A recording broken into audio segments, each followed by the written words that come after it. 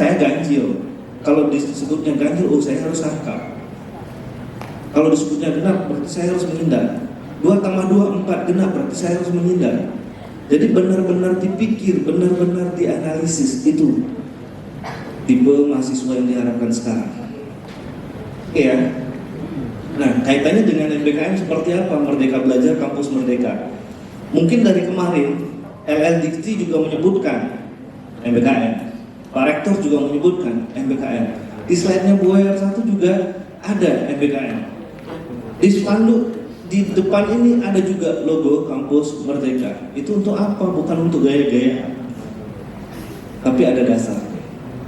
Nah, saya pertama akan menyampaikan dasarnya munculnya MBKM seperti apa. Oke, ini dasar hukumnya kita next saja, Pak. Nah, dasar hukumnya latar belakangnya di sini. Sekarang kita sudah berada di industri 4.0, bahkan 5.0. Seperti apa 4.0 itu? Next, Pak. Banyak pekerjaan yang sudah digantikan oleh robot. Pertanyaan saya adalah, apakah robot itu kuliahnya 4 tahun? Pertanyaan selanjutnya adalah, apakah Anda mau dikalahkan sama robot? Tapi kenyataan tantangannya itu yang terjadi. Kalau Anda memiliki sikap defense dan offense, maka dikalahkan oleh robot. Yang pertama. Yang kedua apa? Nih, teknologi. Sekarang ini sudah mulai ada mobil yang autopilot. Jadi penumpangnya atau pengemudinya tinggal mencet mau kemana saja, udah jalan mobil itu. Itu ciri khas dari 4.0. Next, Pak. Printer. Dulu orang bikin mainan itu luar biasa susahnya. Tapi sekarang tinggal cari gambar mainannya, print, udah bisa. Dan jadilah dia mainan. Next, Pak. Dulu kalau Anda mau belanja ke pasar, berarti Anda harus keluar dari rumah belanja ke pasar. Kalau mau hujan, ya hujan-hujan. Tapi kalau sekarang semuanya kendalinya di handphone. Mau beli apa saja bisa lewat Grab. Mau ngirim barang apa saja semuanya bisa lewat Gojek. Mau pesen tiket pesawat bisa online. Mau check-in untuk di boarding itu juga bisa online. Semuanya sudah berada di genggaman. Tapi pertanyaan saya adalah, handphone Anda tipenya apa? Ada yang membawa iPhone Pro Max 14 atau Android? Semua Android ya? Atau ada iPhone juga ya? Tapi pertanyaan saya selanjutnya, apakah Anda semuanya sudah menguasai teknologi yang ada di handphone itu?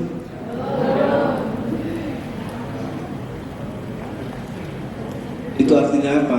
Anda beli handphone sebenarnya bukan untuk gaya-gayaan, tapi Anda beli handphone untuk kebutuhan diri sendiri. Oleh karena itu, pelajari apa teknologi-teknologi yang ada di dalamnya. Itu Internet of Things tadi. Semuanya kendalinya bisa di handphone. Next, Pak. Big data. Mungkin begini contohnya. Anda sempat cari misalnya di Lazada jaket kulit. Begitu sempat mencari jaket kulit di Lazada, kemudian Anda buka FB atau IG, pasti muncul jaket kulit juga ditawarkan. Kok seolah-olah itu FB, itu IG membaca pikiran kita. Itu yang disebut dengan big data. Jadi di awal ya, ada banyak data seputar diri kita. Itu bisa ditarik. Itu bisa ditarik. Contoh yang lainnya misalnya, dulu Anda mau melamar satu pekerjaan itu misalnya, atau melamar sekolah, Anda harus bawa kopi apa, ijazah sebelumnya, kopi KTP, kopi bla bla bla.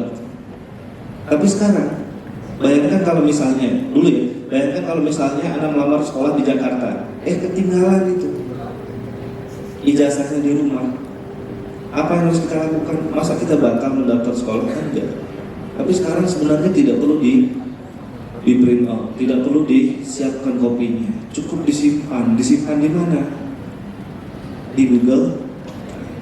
Anda mau kemana saja, tinggal panggil di Google Drive-nya, keluar itu dokumen Anda. Tapi sayangnya banyak di antara kita belum memanfaatkan fasilitas itu kan. Itu big data. Next Pak.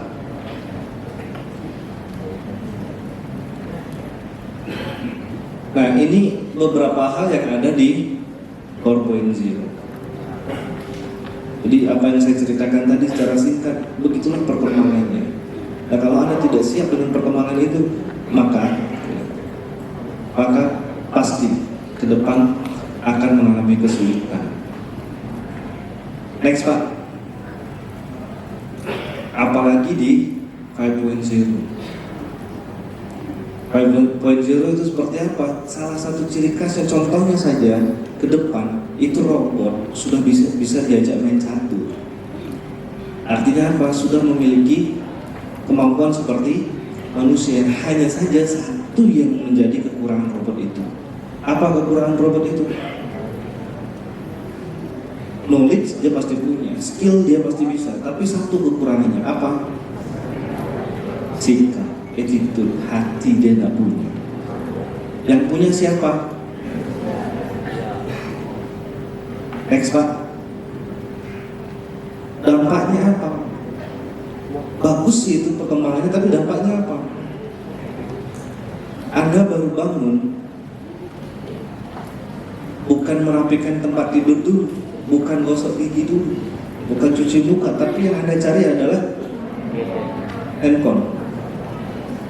Begitu juga yang sudah bersuami atau istri, sudah menikah. Yang dicari bukan pasangannya dulu, tetapi yang dicari adalah handphone. Itu yang menjadi dampak negatifnya. Next Pak. Punya adik nggak di rumah? Atau punya tetangga kecil? Kalau tetangga kecil itu atau adik Anda kecil sedang makan, kita ambil makanannya, mungkin dia baik-baik saja. Tapi ketika dia main handphone, nonton YouTube, diambil itu handphone, dia akan nangis jadi-jadinya. Itu juga bagian dari dampak negatif. Next Pak. Cybercrime banyak. Mungkin Anda sempat mendapat chat, WA dan yang lainnya kan, kirimin pulsa, atau sedang kecelakaan, atau dan lain-lainnya. Anda mendapatkan bonus dari Bank BRI, bla bla bla bla. Itu bagian dari kejahatan cyber. Dan itu sangat gampang untuk dilakukan. Sangat gampang untuk dilakukan. Apabila kita tidak bisa memakai teknologi itu. Semuanya mestinya di private. Next Pak. Media sosial juga sama. Jangankan hoax, kita benci sama seseorang pasti ada di status. Kemudian kita benci sama pacar, ada di status juga. Jadi mulai sekarang baik-baiklah memilah mana yang mesti disebarluaskan, mana yang mesti disimpan. Jangan semua kejelekan kita diumbar di sana. Boleh marah silahkan, karena manusia marah itu, tetapi baik-baiklah membawa amarah itu. Next Pak. Dan berita hoax juga sangat mengancam. Satu kali jentikan jari itu bisa berdampak ke sekian juta orang. Itu hoax. Next. Ya, stop. Kita mau belajar apa bisa. Tadi di slide-nya Bu WR ada. Mohon dimanfaatkan internet. Berselancarlah Anda di internet. Jadi belajar apapun bisa. Cuman kalau belajar itu hanya diikuti oleh knowledge dan skill saja, maka yang terjadi adalah ini. Belajar bikin petasan bisa di YouTube. Merakit bom ada di YouTube. Tapi Kalau kita hanya memiliki knowledge dan skill saja, yang terjadi adalah kita akan nyoba ngebomnya sembarangan. Sama seperti analoginya yang ikut perisai diri atau karate atau Shunryu atau aliran lainnya. Yang sabuk putih itu ketemu sama pohon pisang pasti dipukul pohon pisangnya. Karena tangannya genit, pengen nyoba.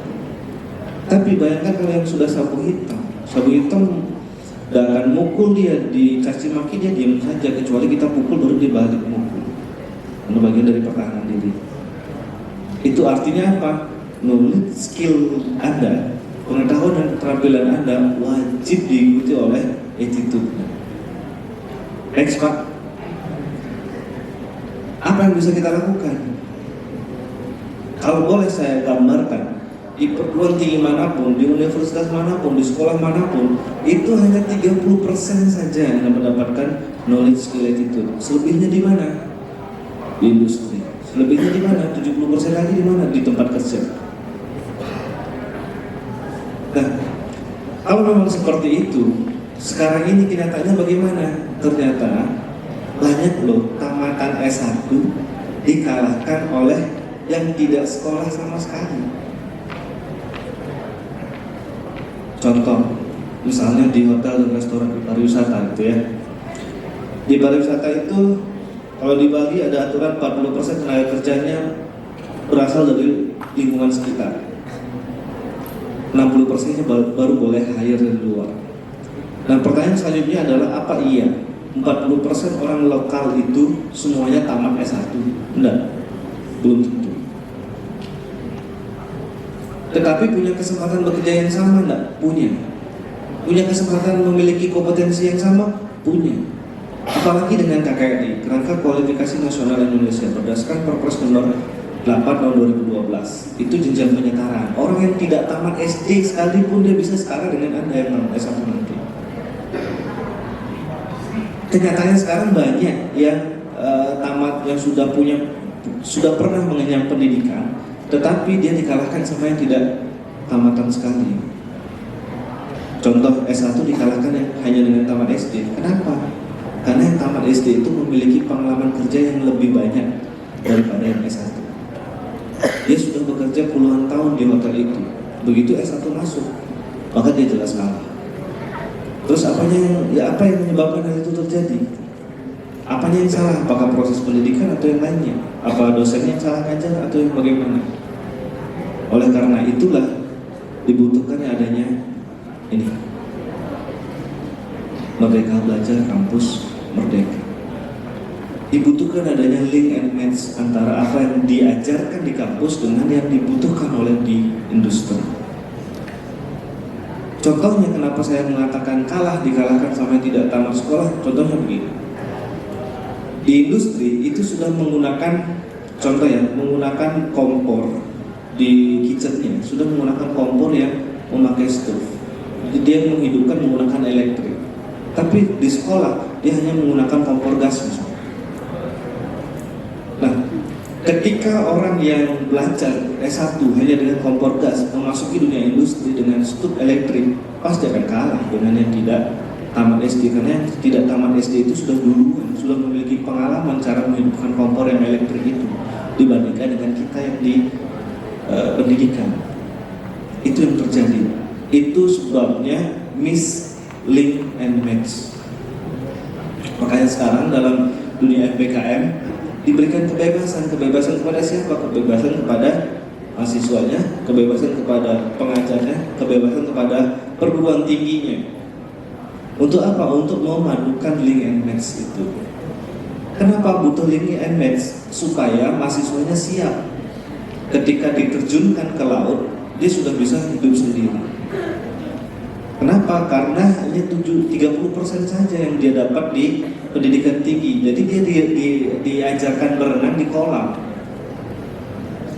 Kalau di kolam saja Anda tidak bisa berenang, apalagi di lautan, kan begitu. Oleh karena itu dibuatlah satu kebijakan Merdeka Belajar Kampus Merdeka. Next Pak. Apa yang bisa dibutuhkan untuk bisa berenang di lautan lepas? kompetensi. Kompetensi itu apa? Penguasaan, skill, knowledge, dan attitude, pengetahuan, keterampilan, dan sikap. Yang Anda kejar dalam proses perkuliahan nanti adalah ini, tiga ini, knowledge, skill, dan attitude. Tidak bisa lagi Anda kuliah seperti rasanya SMK, SMA dulu.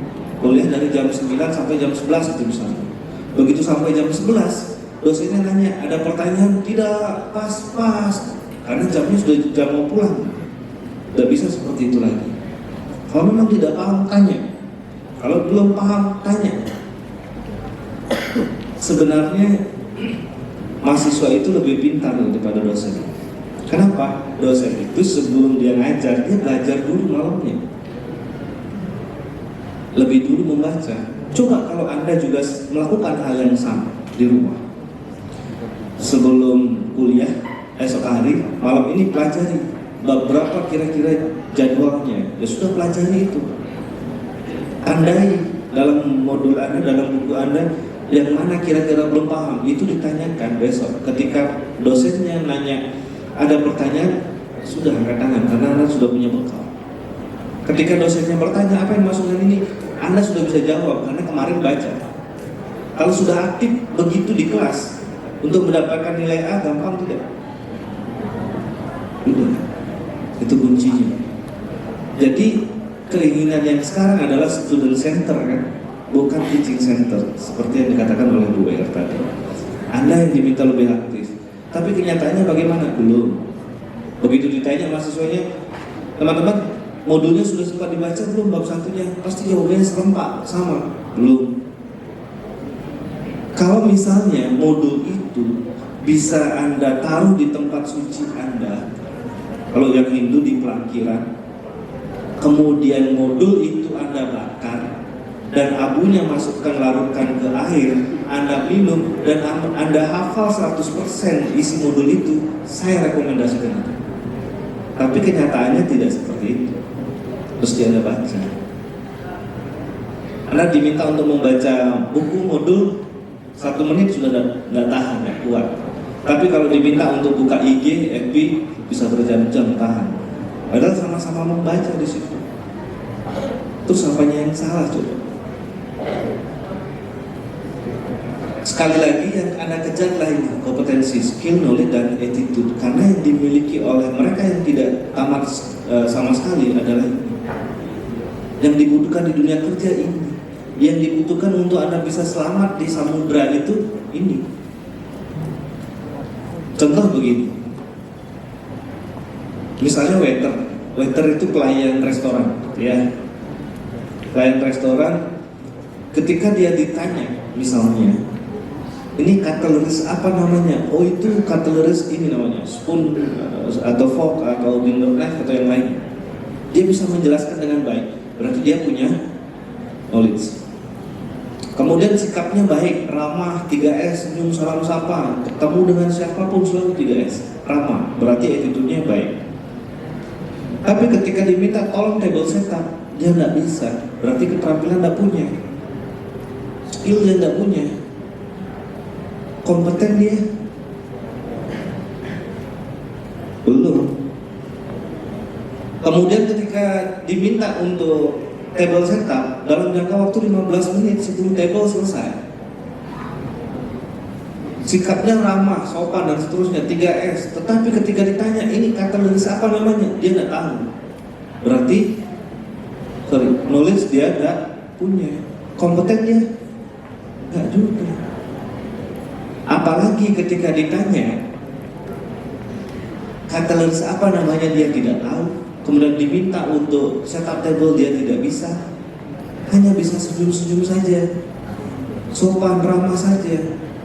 Kalau hanya yang dikuasai cuma attitude saja, senyum-senyum saja, diminta table setup nggak bisa, kemudian diminta menjawab cutleries ini apa namanya nggak bisa, hanya dia bisa senyum-senyum saja.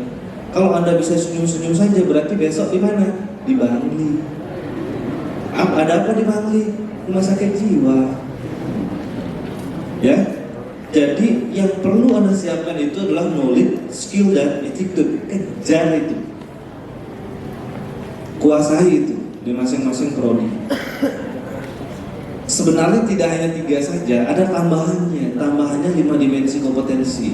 Task skill, task management skill, contingency skill, job role environment skill, dan transfer skill. Itu yang dikuasai lagi.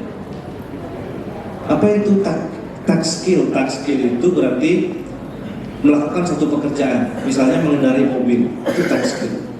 Task management skill berarti melakukan 2 pekerjaan di satu waktu, mengendarai mobil, kemudian sambil ngobrol, mengendarai mobil sambil terima telepon, tetap konsentrasi di mobil, konsentrasi dengan yang diajak bicara. Itu 2 pekerjaan di satu waktu.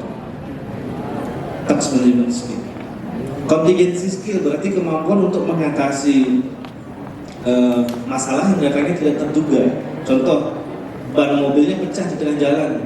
Apa yang harus Anda lakukan? Ya sudah ganti. Berarti harus punya keterampilan untuk mengganti ban mobil. Itu contingency skill. Job role environment skill berarti bagaimana kemampuan Anda melakukan step by step satu pekerjaan itu. Contoh, begitu pagi hari Anda mau menghidupkan mobil, apa yang harus Anda lakukan? Ambil kunci langsung hidupkan? Enggak. Tapi ambil kunci, buka kap mobilnya dulu, periksa semua olinya masih, rem masih, fluidnya juga masih. Setelah itu Anda bisa pastikan aman, baru selanjutnya hidupkan mesinnya. Nah, cara menghidupkan mesinnya bagaimana? Apakah kita masukkan kuncinya, tutup pintu, baru hidupkan mesin? Atau masuk ke mobil, pintunya biarkan terbuka, kita hidupkan dulu, setelah hidup baru tutup pintunya, atau bagaimana? Mestinya biarkan pintu mobil terbuka, hidupkan dulu mobilnya, setelah hidup baru tutup pintu mobilnya. Itu yang mestinya dilakukan. Kenapa? Kalau Anda tutup dulu, kemudian baru Anda hidupkan, tiba-tiba konslet, kebakar mobilnya, ya sudah, wafat Anda gitu. Makanya pintunya biarkan terbuka dulu. Nah, itu step by stepnya. Itu job role environment skill. Kemampuan Anda melakukan pekerjaan itu sesuai dengan job desk-nya, sesuai dengan SOP-nya, standar operasional prosedur. Satu lagi transfer skill. Transfer skill itu bukan berarti mentransfer pengetahuan, enggak, tapi adaptasi, kemampuan adaptasi. Sekarang Anda diminta untuk membawa mobil manual, dan besok diminta untuk bawa mobil matic, dan Anda bisa melakukan adaptasi itu. Dan itu yang dibutuhkan di dunia kerja. Tidak hanya knowledge skill itu, tetapi 5 dimensi kompetensi lainnya. Bagaimana Anda kejar itu? Di mana Anda kejar? Ya saat kuliah. Jadi tidak bisa lagi dengan gaya-gaya waktu SMK, SMA. Duduk, datang, mendengarkan orang ngomong, menunggu jam istirahat, kemudian masuk kelas lagi, duduk, mendengarkan orang ngomong, menunggu jam pulang. Tidak bisa lagi. Tetapi Anda harus bisa belajar secara mandiri. Next, Pak. Nah, jadi untuk menyiapkan lulusan siap untuk terjun di di lautan lepas, maka menteri kita sudah menyiapkan satu program yang disebut dengan Merdeka Belajar Kampus Merdeka. Merdeka Belajar Kampus Merdeka itu seperti apa? Jadi diberikan kebebasan untuk mahasiswa, untuk dosennya, kemudian untuk institusinya. Untuk apa? Untuk meng-create, untuk membuat arah kebijakan pendidikannya mau dibawa kemana. Itu bagi institusi dan juga dosennya. Bagi mahasiswa bagaimana? Diberikan kebebasan untuk dirinya sendiri mengembangkan kompetensinya. Jadi yang di biologi tidak melulu mempelajari biologi saja. Yang di akuntansi tidak melulu mempelajari akuntansi saja, seperti tapal kuda, tidak. Karena kenyataannya di tempat kerja kita membutuhkan lebih dari satu kompetensi. Contoh, di akuntansi mau kerja di bank, kan ketika kerja di bank tidak hanya menghitung uang saja, tidak menggunakan jurnal saja, tidak menggunakan mayap saja, tetapi butuh di situ kemampuan untuk mengatasi masalah, butuh di sana kemampuan untuk memanfaatkan literatur digital, butuh dimanfaatkan di sana bagaimana mengelola SDM, berkomunikasi, bekerja sama. Artinya apa? Di dunia kerja itu butuh lebih dari satu kompetensi, sehingga Anda diberikan kebebasan melalui Merdeka Belajar. Next, Pak. Ini sudah ada buku pedomannya dan juga buku sakunya untuk Merdeka Belajar. Next. Ini yang ada di Permendikbud nomor 3 tahun 2020 tentang standar nasional pendidikan tinggi. Kebebasannya bagaimana? Kebebasan yang dimaksud bukan bebas sebebas-bebasnya, tidak, tetapi merdeka dan bebas dalam koridornya. Ada rambu-rambunya. Rambu-rambunya apa? Nih. Jadi Anda diberikan kebebasan selama 1 semester atau setara dengan 20 SKS untuk belajar di luar prodi tetapi masih di dalam institusi. Contoh, Anda jurusan Kesmas itu misalnya. Nah, saat mempelajari Kesmas, di situ ada bagaimana mata kuliah literasi digital. Nah, Anda tidak ingin mengambil literasi digital itu di Kesmas, tidak apa-apa. Tetapi Anda ingin mengambilnya di prodi TI, silakan saja. Jadi itu hak Anda, ada 20 SKS atau setara dengan 1 semester. Itu yang ditawarkan yang pertama, belajar di luar prodi tetapi di dalam institusi sebanyak 1 semester atau setara dengan 20 SKS. Yang kedua bagaimana? Setara dengan 2 semester atau 40 SKS. Anda belajar di luar prodi, di luar institusi. Jadi Anda boleh belajar di luar Undira. Contoh misalnya di D3 pemasaran. Di D3 pemasaran ada mata kuliah pemasaran digital. Nah, pemasaran digital itu tidak ingin Anda dapatkan di sini, tetapi ingin dapatkan di Ciputra. Silakan saja. Anda kuliah di Ciputra. Oh, tidak ingin Pak, saya ingin kuliah di IDB itu misalnya, yang TI, desain grafis, saya ingin kuliah di IDB. Ya silakan, itu hak Anda. 40 SKS berada di luar institusi untuk benar-benar belajar di prodi yang memang menguasai disiplin ilmu itu. Untuk apa? Untuk menambah pengalaman Anda. Oke? Nah, ada lagi Pak, saya tidak mau kuliah di tempat lain, tapi saya mau mengikuti kegiatan yang lain. Apakah bisa diakui? Bisa. Kegiatan apa itu? Next Pak.